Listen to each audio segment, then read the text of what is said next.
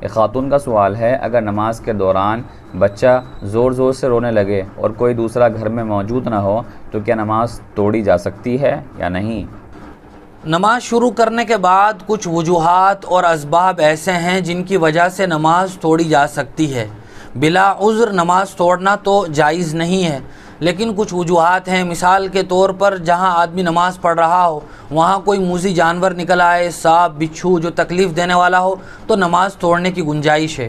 اسی طرح کوئی آدمی ایسا ہے جو قریب سے گزر رہا ہے، مثال کے طور پر کوئی نابینا آدمی ہے، ہم نماز پڑھ رہے ہیں، وہ گزر رہا ہے تو اس کو نقصان پہنچنے کا اندیشہ ہے، دیوار میں لگ کے سر اس کا لگ جائے گا یا یہ کہ وہ گر جائے گا، کوئی کنواں کھڈا وغیرہ ہے، تب بھی نماز توڑنے کی گنجائش ہے۔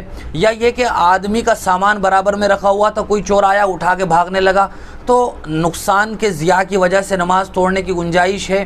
ایسی کچھ وجوہات ہیں۔ نماز پڑھ رہا تھا، تیز بارش شروع ہو گئی، جیب میں پیسے ہیں، موبائل ہیں تو نقصان ہو سکتا ہے، تو نماز توڑنے کی گنجائش ہے۔